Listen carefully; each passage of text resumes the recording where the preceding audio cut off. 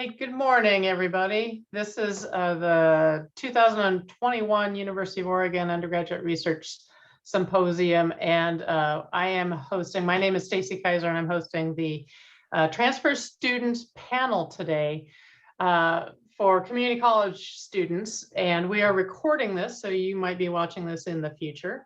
Hopefully there are some people out there in the webinar that we can get some questions from at the end of this. I am at Lane Community College. I teach biology there, and I've been working for the last year really closely with the University of Oregon people. So without too much more information, I want to get started with some small presentations. So what we're going to do today is give you an overview of the services and resources at the University of Oregon, because as a community college faculty member, I know that students sometimes feel like they're lost when they get over to the University of Oregon. These people, we've invited to give you some connections to the university. How do you hit the ground running? We've got some students here that have been doing research over at the University of Oregon. Some are transfer and some are undergraduates there. And we want to hear from them, and then how to prepare to get involved in research when you go over there. So the first person presenting today is Amy Hughes Gerard. I messed that up. I'm sorry. Amy Hughes Gerard, to talk to us about the transition for students. So go ahead, Amy.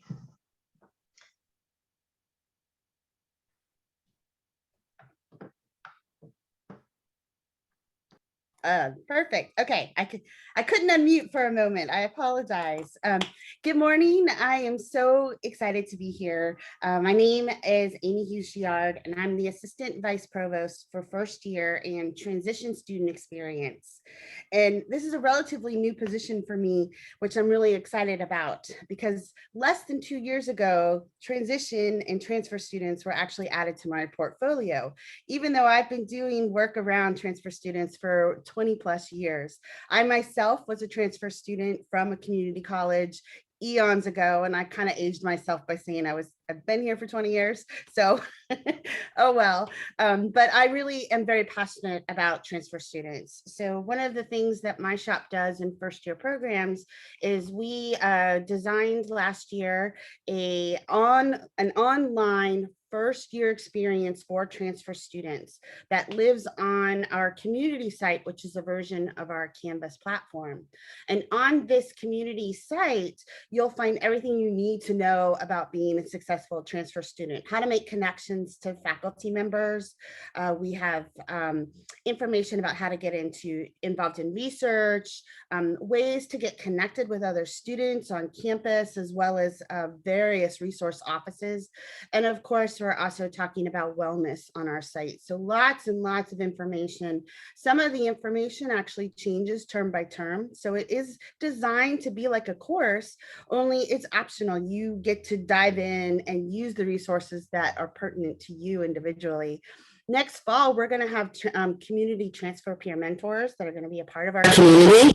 And they're also going to be offering in-person events along with virtual events. So I'm really excited about that. They'll have space in the first year programs office in Oregon Hall. We're on the main floor, room 107. So there'll be space for you to come in, talk with peer mentors if you're interested. I would really like it if you came and talked with me as well, because I have a lot of information that I love to share, and I just like to connect with students anyway. And then we also run the Common Reading Program, which is a program that connects everyone together. So not just first year students, but the entire campus community to a theme through a common reading. And that information and that program is also in the first year experience community. So I am excited to answer your questions and talk to you more.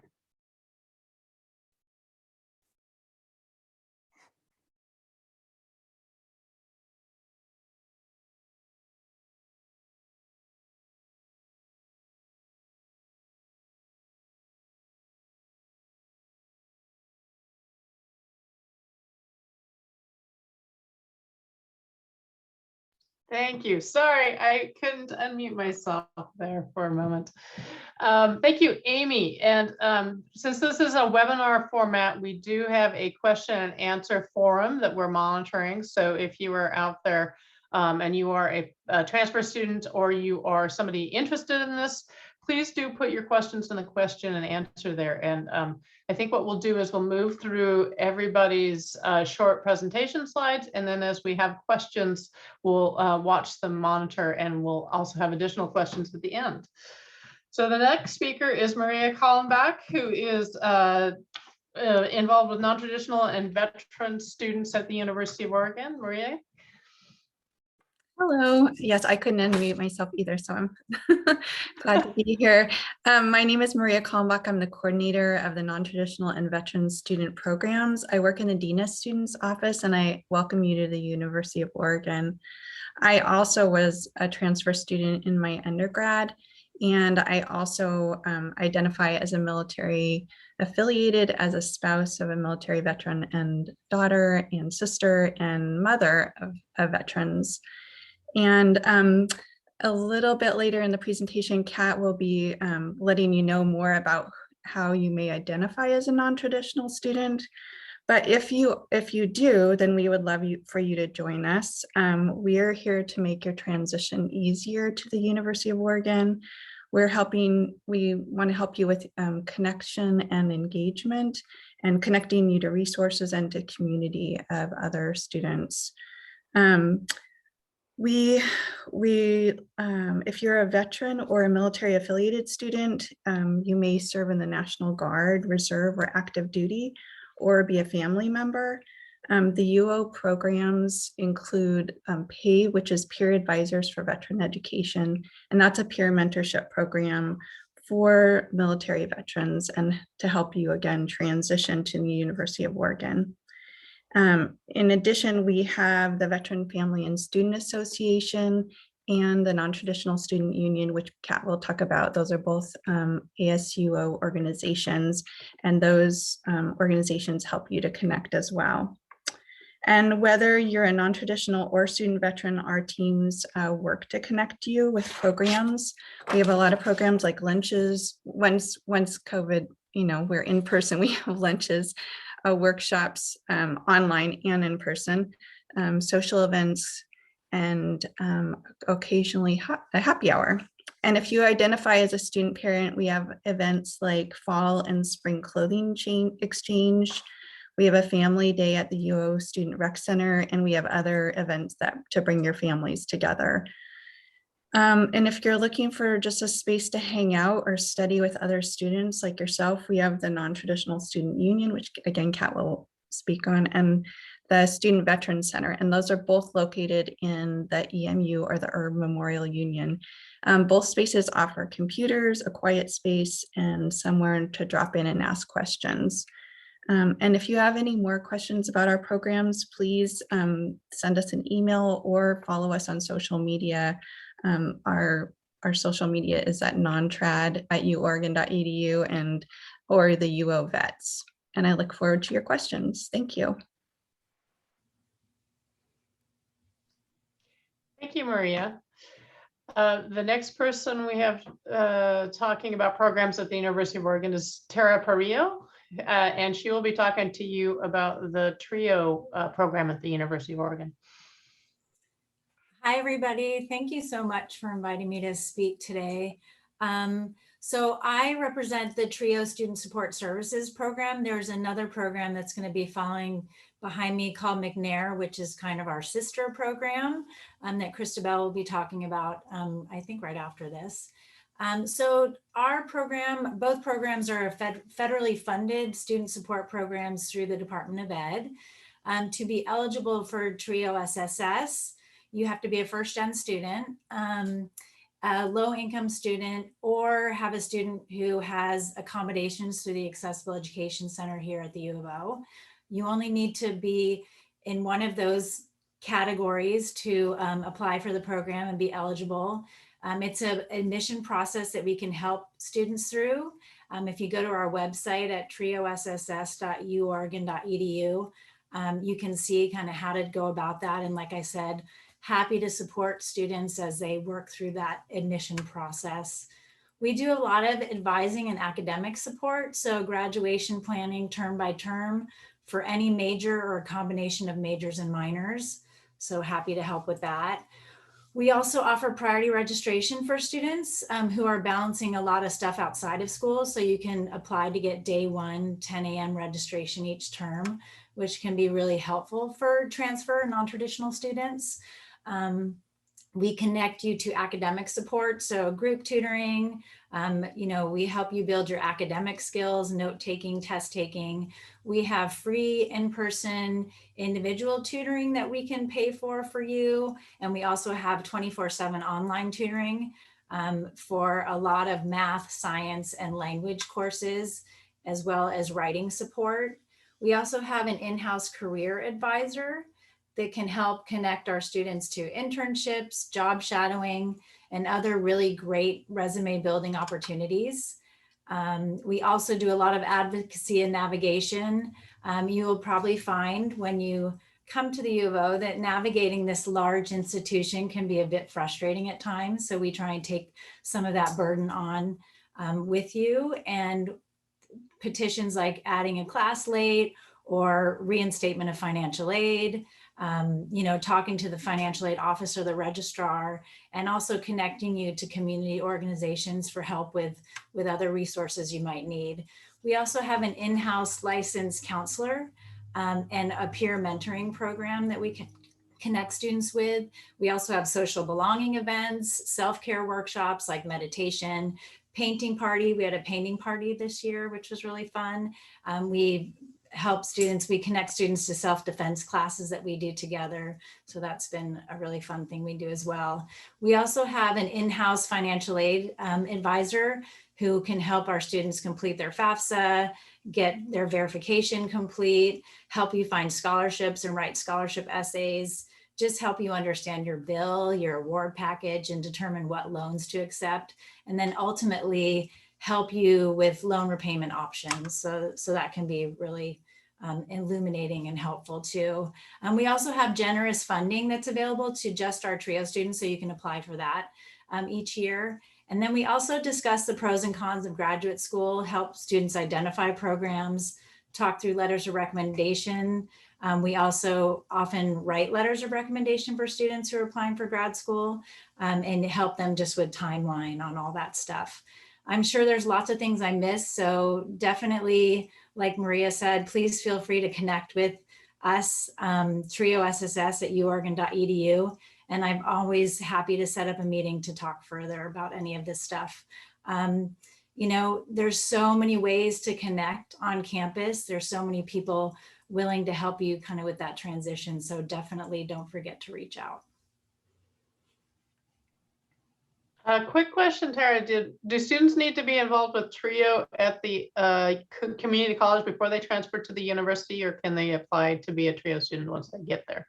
That's a great question. No, you do not have to have been. We have a lot of students that have been connected to TRIO at the community college level that find us, but we have lots of students who never knew that we existed. So everybody is welcome. Great, thank you. Thank you. The next person to talk is Christabel Dragoo, who is involved with the McNair Scholars Program. Stacy, and actually, I think I have a different slide. I'm sorry, I am out of order. No worries. Isabel, would you like to go first? Let me reintroduce that. Isabel, I am going by a different order. You're good. Isabel Cullen is involved with as an undergraduate in leadership in the Affiliated Students for Undergraduate Research and Engagement. Go, Isabel. So hi, everybody. My name is Isabel Cullen. As Stacy said, I'm the lead coordinator for a group on campus called the Affiliated Students for Undergraduate Research and Engagement, or ASSURE for short. I know it's a long acronym. So what our group is about is we are a student-run organization fully by other undergraduate researchers. So our goal with our organization is to help everybody and anybody get involved in research. And normally a lot of people think of research as just, the sciences, the chemistry, the biology, and that's not true. in order to have like anything in any subject, you have to have research. So we help students from any discipline get connected to research opportunities on campus.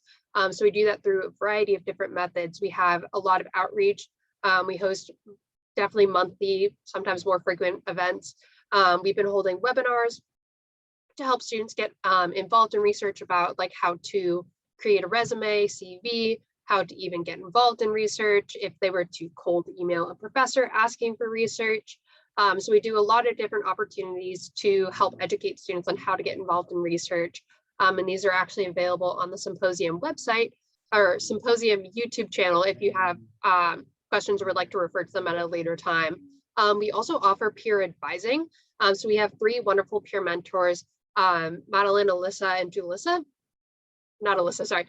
Madeline, Alexis, and Julissa, who are also undergraduate researchers or have been involved in research and are there to help you, guide you through the process. So if you want to go in and talk about, hey, could you look over my resume before I send this off to a professor, they can help you do that. Or if you have no idea what you want to do in research but want to get involved, they can help you figure out what areas or what questions you have in research and find different professors that would match your interest. But also, like I said, we do offer those workshops / webinars, and they are available on the Undergraduate Research Symposium YouTube channel under the Assure playlist. And there's, I think, about 10 different webinars that we have.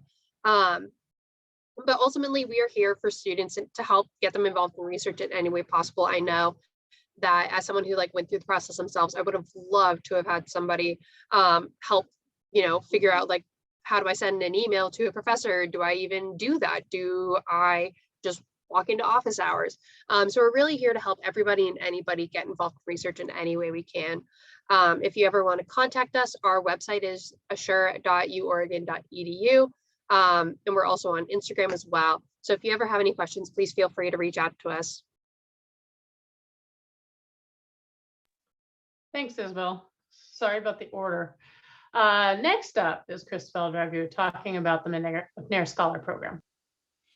No worries, Stacy. I just realized Isabel and I both have Bell at the end of our name. So I think that that's a common thing, Hello, everyone. My name is Christabel Dragu, and I'm the director of the TRIO McNair Scholars Program. Like Tara, our program is a federally funded grant program. It lasts about 5 years, and we are primarily a PhD prep program. So what that means is we bring in students who are exploring research and perhaps careers in research, whether that is in industry or in academia, and we help support them into getting into PhD programs. Before I kind of move on with the new Launchpad program that I'll mention in a second, I just want to note that I'm also a transfer student. I came to the University of Oregon as an undergraduate student from Portland Community College. And while I was an undergraduate here, I was also the director of the Nontraditional Student Union for 2 years and was the recipient of the OSHA Reentry Scholarship, which really helped me make ends meet and make it possible for me to finish my undergraduate degree here.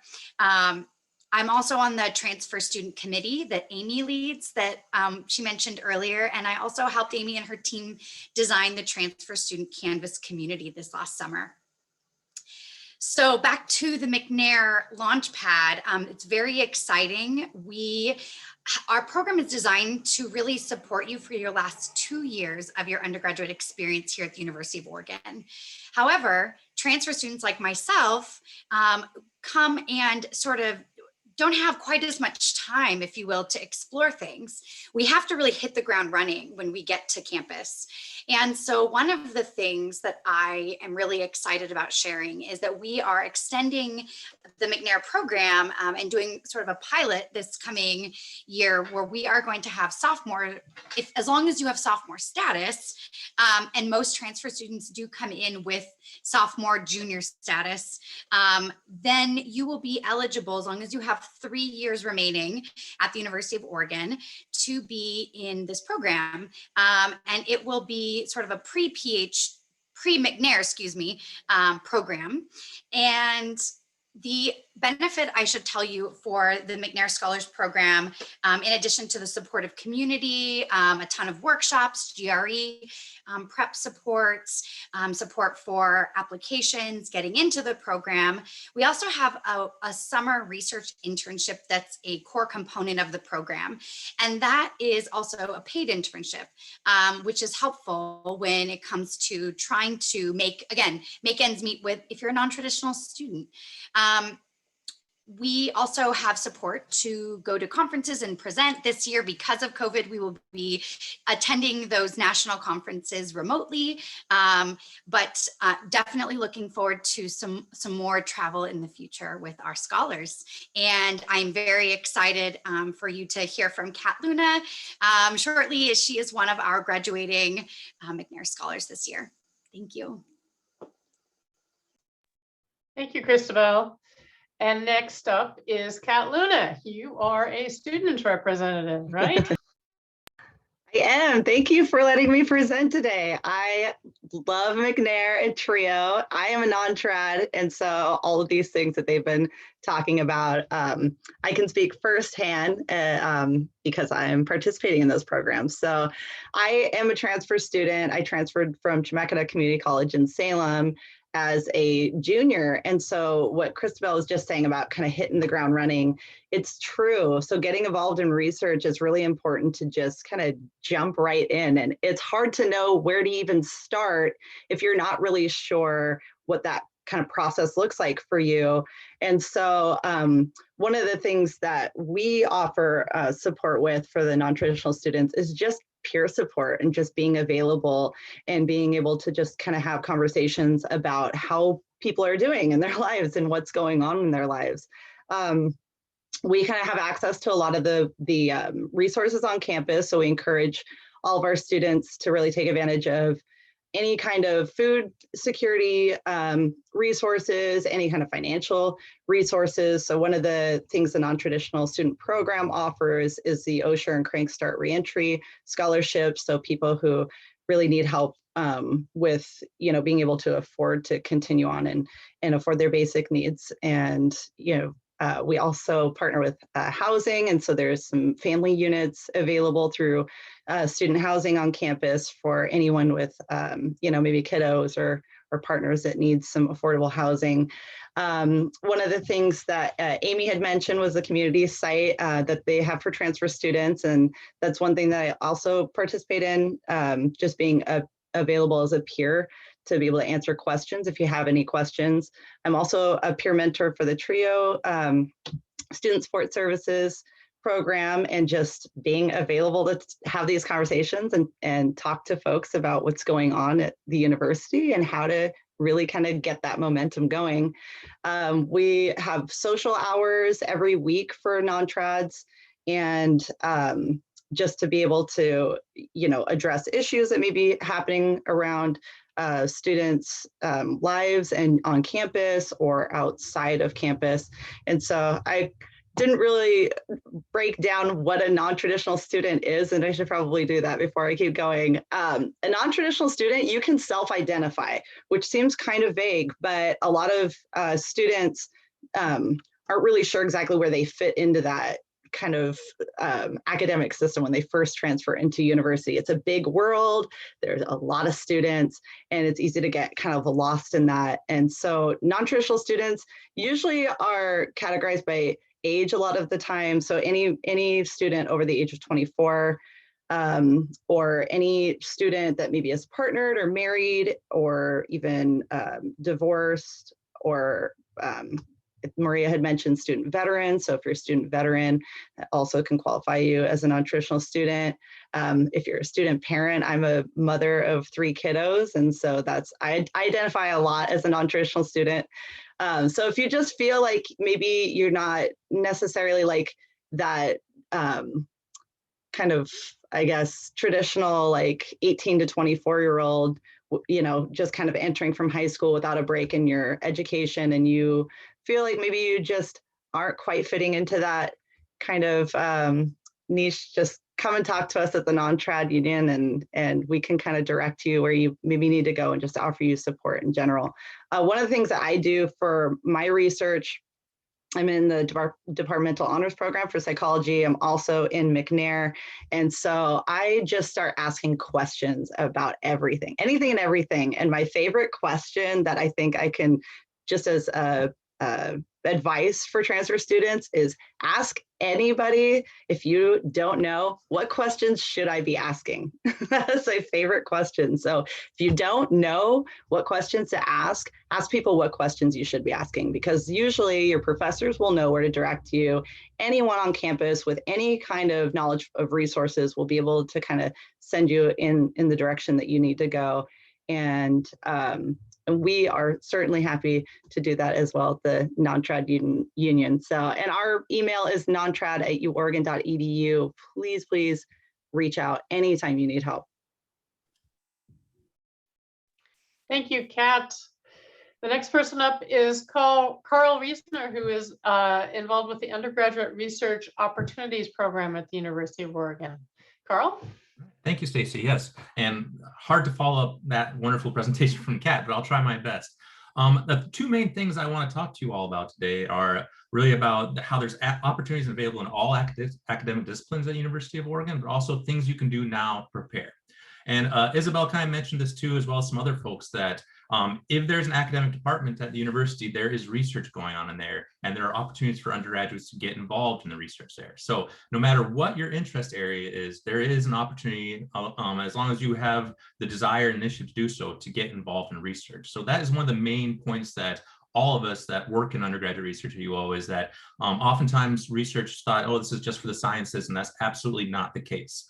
There's opportunities for research no matter what you are interested in. The other thing I want to talk about is about how to prepare now.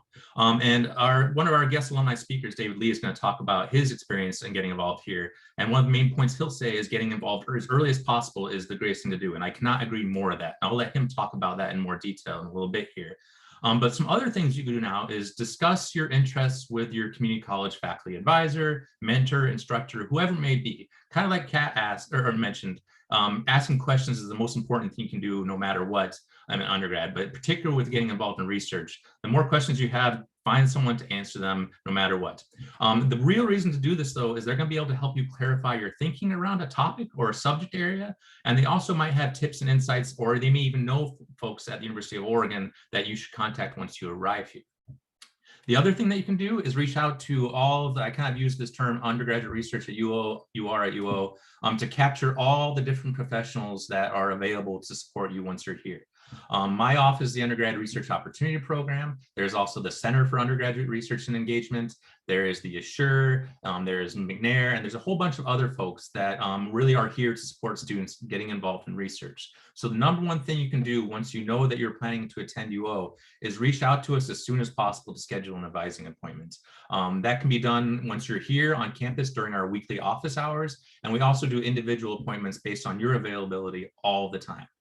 Those appointments are pretty casual. We talk about your interests, and then we kind of talk about the traditional ways that students get involved in research here at UO. And then we also talk about all the different websites you're going to have to learn to navigate, and then different areas you're going to look for depending on what your interests are to get involved in research. So we help students all the time with this, and we also help students with drafting emails, preparing for an interview, preparing resumes that oftentimes faculty ask you to submit.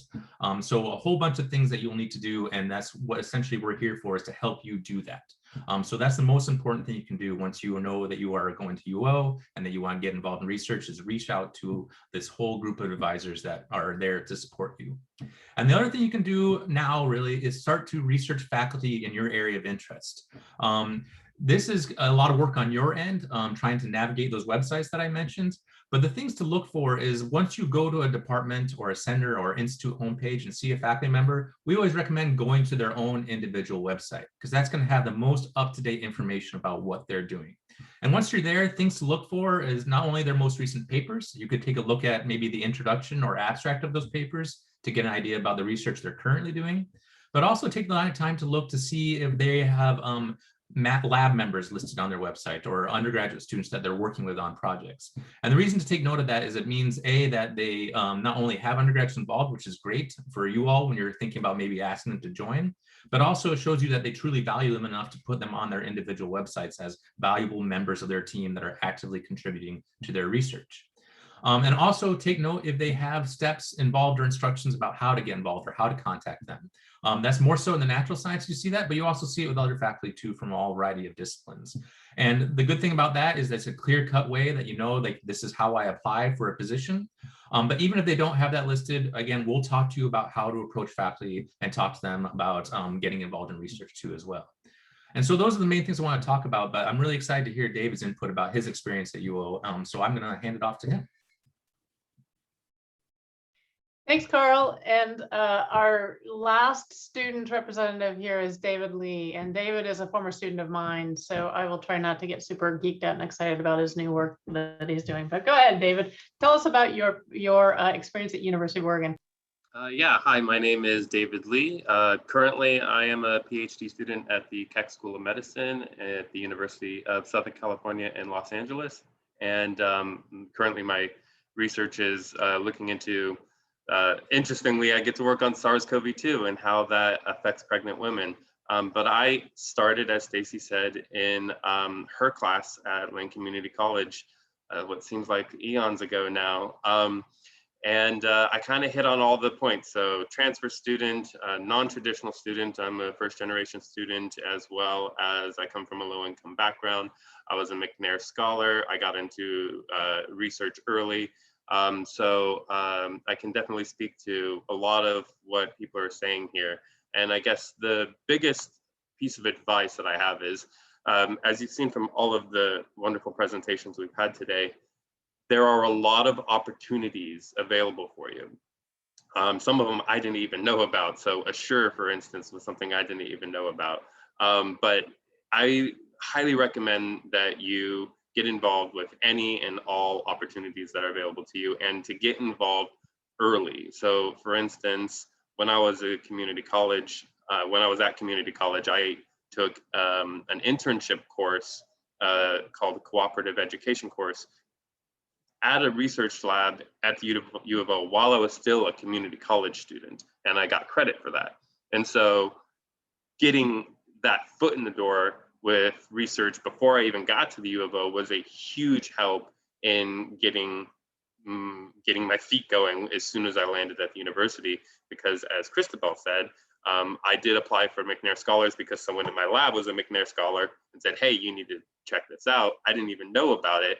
And I landed there in September at the University of Oregon, applied for it by December, I believe it was, and was in it in January. So there was a very short window. So to hear Christabel talk about this brand new one-year Launchpad program is so exciting, because that program absolutely was hands down one of the most utilized resource from me at my time at the U of O. They helped me with the GRE, they helped me with tutoring when I needed it, they helped pretty much hold my hand all the way through the PhD application process. It was by far the biggest resource that I had available to you. So if you are if you're a student from an underrepresented demographic, if you are a first generation student, I highly recommend applying to that program. I absolutely have to say that it was the #1 reason why I'm now a PhD student working on SARS-CoV-2. So you never know where that's going to take you. So biggest tips: get involved in anything and everything. Get involved early. You can do it right now. Even sending emails to professors or research personnel is important. As Carl said, and as I believe, I think it was Isabel, getting involved in any research is possible. So when I was a McNair Scholar, I remember one of my fellow scholars was working on medieval history and was researching that. So if there's a department at the U of O, it has research that people are doing. I am very much a hardcore scientist, but there were people in all disciplines in my cohort that were doing research. So get involved in any opportunity that's available to you. Talk to people. They are willingness to advocate. They're willing to help. Get involved as early as possible, and be open to opportunities that are outside your area of interest. So my undergraduate research was looking at the biophysics of ant mandibles and how that relates to their behavior. But my main mission was I wanted to go on and study protein toxins and cell biology to look for new pharmaceuticals. And now today I am getting my PhD in virology. So none of those are particularly connected except for the fact that they are hardcore sciences, and the skills that I learned in one area applied all the way through. It's just how to ask questions, how to answer questions, how to go through a method in ways for you to do research. And that's really the main point, is being able to think like a researcher. And for me, we would say think like a scientist, but it's not just science. It's how to ask a question and how to answer those questions are really important skills that any researcher is going to teach you. So that's me in a nutshell. And the advice that I have is just take advantage of the opportunities, do it early, and be open to any opportunity, because you never know how that's going to apply to your future.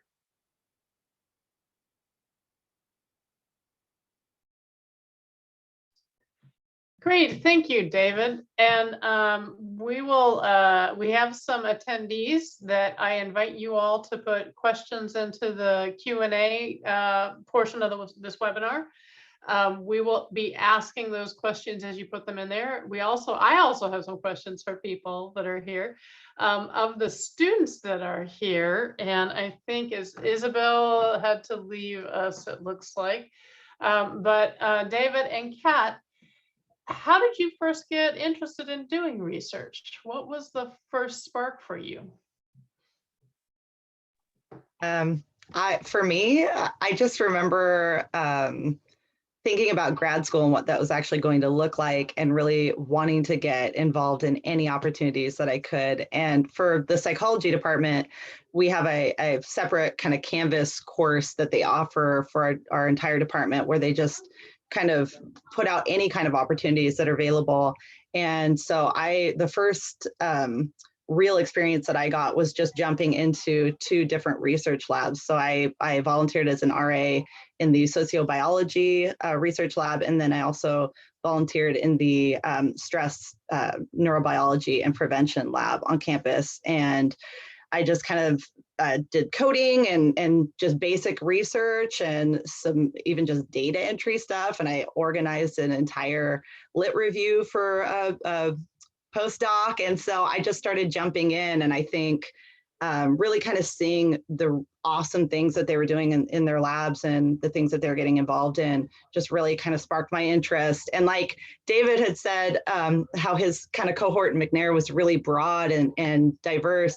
Same with my cohort in McNair. And so I got into that program last year, and I am not really doing a whole lot some psychology, but it's kind of an intersection with policy, and I love policy. And so my research is actually on non-traditional student populations and how their time management behaviors differ and how their well-being is impacted by that. So it has really nothing to do necessarily with like the hard sciences, but a lot of policy-based research and how that can actually benefit student populations on campuses to offer equity and equitable experiences at universities. So yeah, I think just jump in and really ask questions about what you're interested in. And that's really what got me going, is I just wanted to really kind of help people and do what I really like.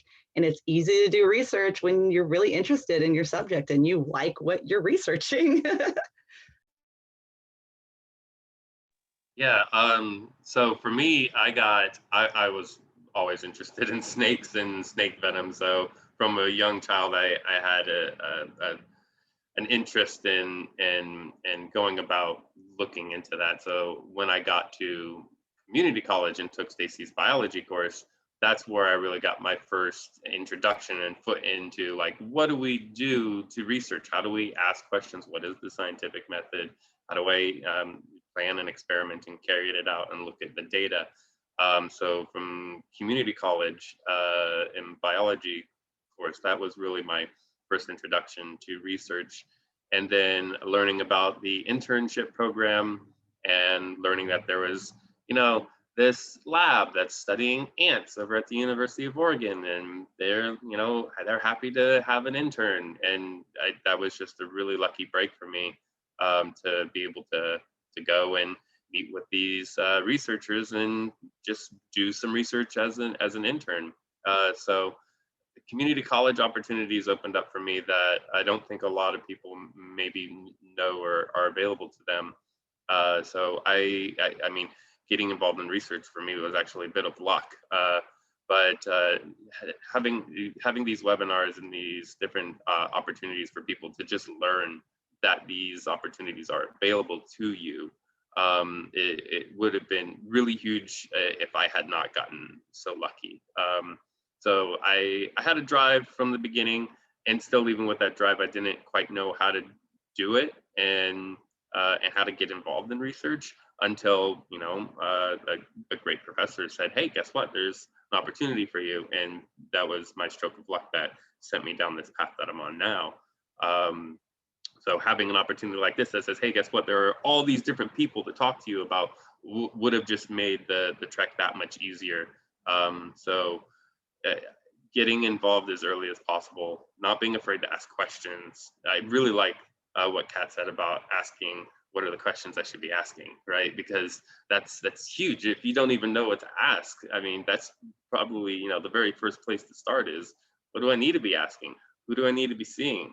What do I need to be talking about? What are the steps that I need to be doing? And how do I do them, right? Those are all really important pieces of information that had I not had the lucky break that I did and kind of got my foot in the door with research at community college, I wouldn't have known any of that. Yeah, I got started early, and it was a lucky break, but you don't have to be lucky. You just have to put in a little work and ask questions and try, and the opportunities are there. U of O is a huge campus. There's lots of research going on. Being open to any kind of research, just research, is going to be a huge thing. So I was really focused on, I want to do protein toxins, and this is what I'm going to do. I didn't even know about PhD until I hit McNair, and they said, "Oh, it sounds like you need to do a PhD program." So, but ants, hey, that's cool. Let's go see what that's all about. And it turned into a wonderful experience, and I use those skills every day. So, yeah, just getting involved, doing something, and just taking that step and asking questions and not being afraid to ask questions is huge. Thanks, David. Carl touched on this a little bit before the other people at the University of Oregon, and I know I'm in this position too. After you've already done your graduate school and you've got a job, it doesn't seem so scary, but what advice do you have for students about how to reach out to faculty if they are interested in research? How do you, if you're a new student at University of Oregon, how do you do that? So from all of your different areas, what advice do you have for people? I'm happy to start things off. And when we talk to students about, because this is like the number one question that we get is like, well, how do I even go about doing this? And how do I even talk to faculty? And there's not one great way to do it, but we typically see two approaches. And I advocate more strongly for one than the other, but I'll talk about both. And one is that you go through that kind of process of searching out faculty that are doing research in areas that you're interested in and compiling that list. And then once you've maybe prioritize it a little bit and find out the ones that you're most interested in, you can simply reach out to them and say, "Hey, I'm so-and-so, introduce yourself." And then you simply ask them, "Are you taking undergraduate students right now to be involved in your research?" And that's certainly one way to do it. And they will pretty good about responding. Sometimes some are, some are not, as you can imagine. But other ones, they can write back saying, "No, sorry, not taking anyone." And that is the downside of that approach, is that it's easy for them to say, "No, sorry, not doing it right now." So I advocate for is more of a softer approach, where you introduce yourself and say how you're interested in getting involved in research, and that their research interests you pretty particularly. And then you would say, "I'd love to have an opportunity to talk to you about what you do in your group and the research that you do." You're not asking to get involved in their lab or a group right away, but you are asking just for a meeting to talk to them about research. And as a faculty member here at UO, that is part of their job, is to talk to you about what they do and help you kind of guide you through understanding your interests and what type of research is going on. And then in that meeting, if it goes well, you can simply ask them right then, or else you can follow up with them. But also you may get the sense from them, like, I don't get a good vibe from this person. I might not want to be part of this group. And then you can simply say, well, thank you for your time, and move on. So the softer approach in my mind is an easier way to get your foot in the door and get a feeling for what they're like, and as much as you can in the 15, 20-minute meeting, whatever it may be. And it's also harder for them to say no to you too, once they know who you are and have talked to you as well. So they may not be taking undergraduate students, but I've heard from plenty of faculty that say, well, I took the meeting with them, they were amazing. I wasn't looking to take anybody right now, but I couldn't say no when they asked to get involved in research. So that's why we typically advocate for that. But there's other ways too, through programs at UO that sometimes match students, and I'm happy to talk about those too, but that could be a little bit longer. And there's other folks like Kat raising her hand that I'll hand it off to you. I was just going to mention a couple of those things. You really touched on some important kind of topics, and that's that there's sometimes a stigma around students taking up like professors' time or faculty's time, and that's not true at all. Faculty are available. I mean, if you imagine you going into a field that you love and you want to teach, and people want to know more about that, like that's the like golden ticket. People want to talk about what they like. People want to talk about what they're interested in. They want to help you succeed. And it really is their job. They get paid to do that. It's kind of really cool and amazing. So take advantage of it. And don't feel afraid to just reach out to them. They are human beings and they're just like you. So that's their bread and butter. And they really are like inspired. So I just wanted to just throw that out there for any transfer students listening. Just really don't worry about being that student that's like, well, I don't want to like waste their time. You are not wasting their time. They love that stuff. The other thing that I wanted to touch on is what Carl was saying about maybe it not being a great fit. When I first really started engaging in research or wanting to get into it, I had asked one of my professors that she was just amazing. And her research and her area of interest in developmental psych was really kind of down the vein that I wanted to go down. She was doing some really cool stuff with early childhood prevention and Head Start. And I was just jazzed. And she was the first professor that I reached out to about research. And I said, I want to work in your lab. I'm ready. I have kids. I know all about kids. This is great. I even know about like Head Start, all this. And she was like, you know, as much as I appreciate your enthusiasm, I really need like students that have kind of a wider range of availability. And as a non-trad, it was like the biggest like stab in the heart, because I'm a single mom with 3 kids. And the reality is that I just could not volunteer the exact kind of like scope of hours in the day that she needed. And I didn't stop. I was like, you know what, that's okay. It wasn't a great fit for her, but that doesn't mean that I'm going to like stop my trajectory of getting involved. And that's why I've committed and I volunteered for 2 research labs after that for a duration of 9 months for each lab. And it was a lot of work, but it was awesome experience. And I learned something different in both the different labs. So do not stop, even if it's not a great fit. And I think there's like a saying that maybe David can attest to this, like in your PhD, your lab leader, or your faculty mentor, sometimes it could be like a marriage. So if it's not a great fit, you don't want to be in that marriage forever. You know what I mean? So maybe if you get that vibe, like Carl was saying, and it's just not quite right, just keep going and keep looking for different connections and you will find them. So, but don't stop, keep going. I would also just want to add that if you are nervous about reaching out to a faculty member, talk to a trusted mentor and advisor and kind of pre-talk it out. They'll give you a little bit of encouragement and they'll give you, you'll build that confidence that you need to actually do it. It is nerve-wracking. And so kind of having some practice and having someone in your corner to kind of, buoy you up a little bit, I think is really helpful. Yeah, there's some really good things I want to touch on there. Let's see. First of all, fit is super important. So you might find that you love this professor, you love their research, but you go and have a talk with them and it's just not a good fit. And you research and you're working with these people for a long time, and they're mentoring you back and forth. So you want to make sure that you can vibe with the person that you're working with. So if you get an experience where it just doesn't work out, move on. There's a lot available.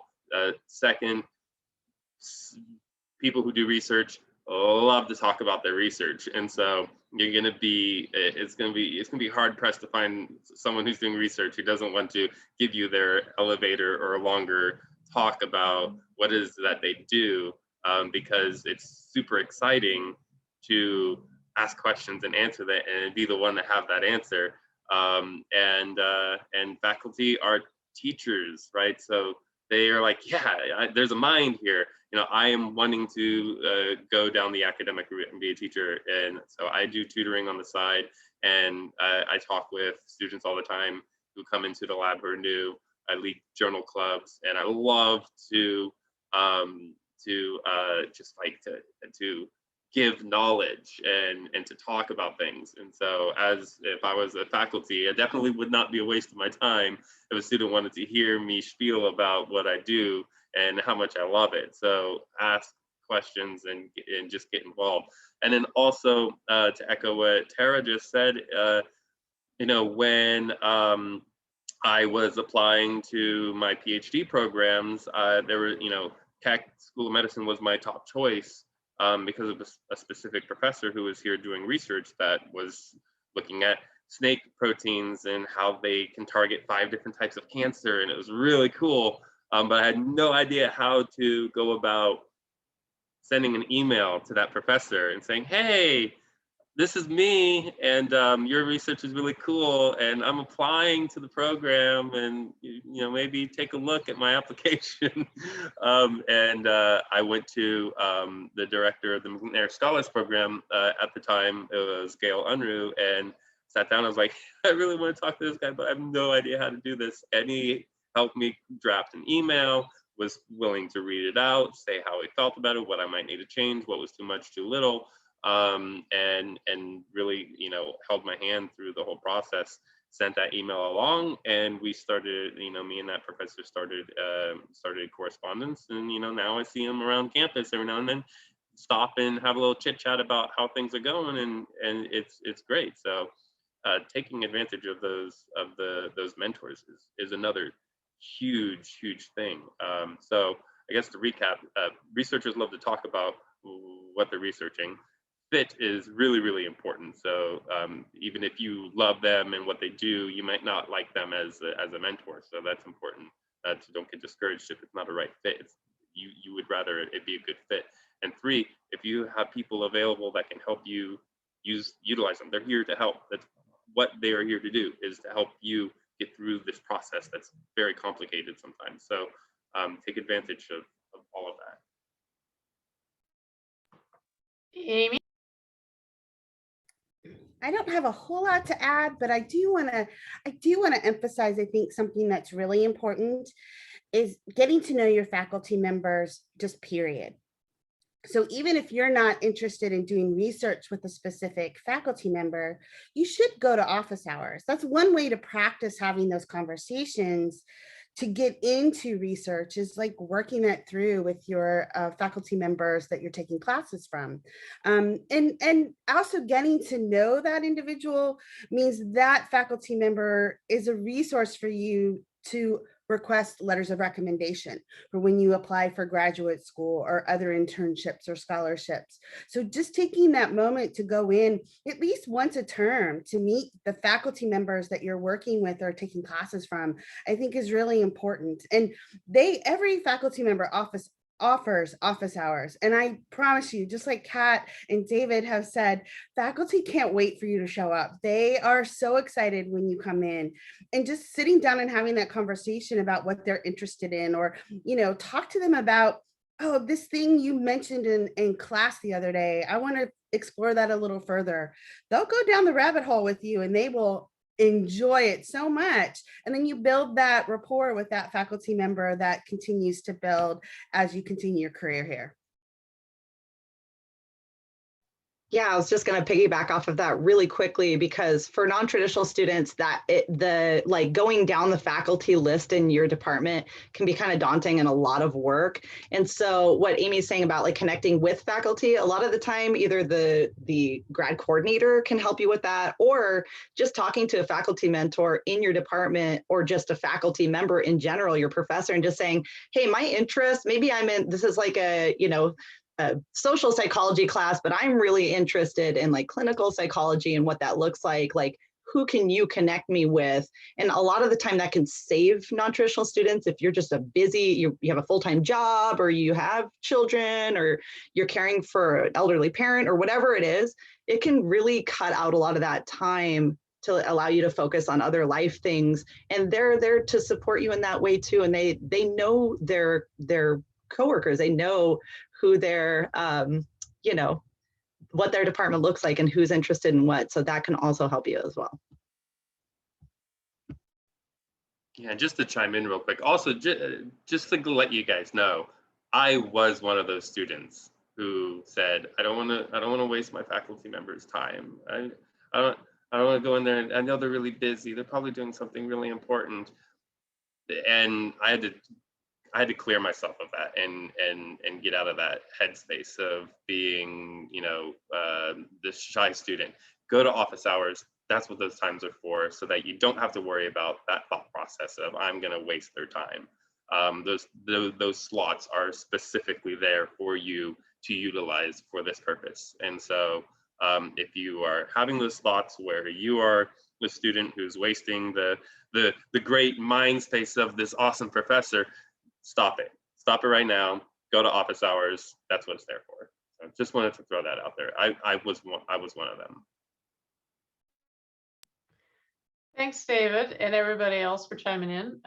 Maria, something that's come up just recently in this conversation is about the non-traditional student and maybe not being as flexible with time. What advice do you have for non-traditional students who want to do research, but may have some limitations on how much time they can devote to that? That's always a challenge for non-traditional students. And I remember just balancing so many different things in your lives, maybe working outside of the home and your children, all of those pieces. And so I think, like Kat was mentioning, that, somehow just finding a way to, get involved with research or anything else that they can do, even a small amount. And knowing that it is hard to balance all of those pieces, and trying to find a way to, I think it's really important to figure out a way to stay healthy through it all. And healthy means, physically, mentally, emotionally. And so those pieces are really important. And we try to offer workshops on all of that. And again, like reaching out to all the resources on campus that can help you balance all of those pieces.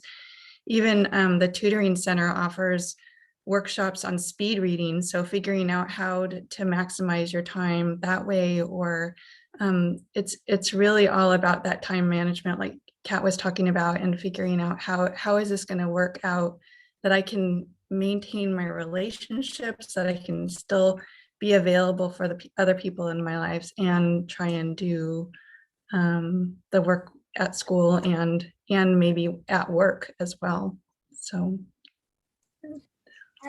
I would also say that, there are some PIs or people that run labs who are probably have more flexible hours. And so talking to your non-trad colleagues, like the other students who have done research, and saying, hey, who did you work with and how is their flexibility? I have 3 kids and these are my hours. And you might get some really good information from folks just talking to see who you might target as far as who you could do research for.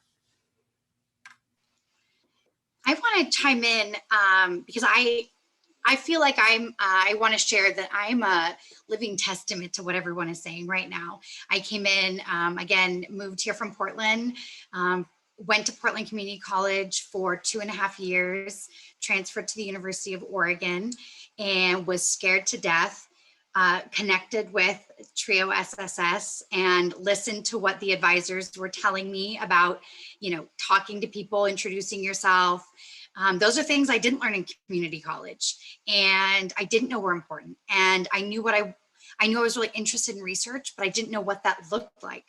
And so then it was really just a matter of connecting and conversing with people is really, I think, the best kind of way to sum up a lot of our suggestions and advice and what works. And you do have to do what David said and get out of your head and get out of your own way and just do it and stop thinking about it. And that is something I work a lot with our McNair scholars. And as a McNair scholar, as a first-gen non-traditional student with 2 children myself, balancing a full-time course load, a rigorous course load, and trying to be competitive for grad school and doing research on the side and working, it's not easy. And so to Maria's point, we do have a ton of great resources on campus. Sometimes they're hard to find, but we're also here to support you and connect you with those things. And those are things that are kind of sprinkled into all of our programs and realms of work.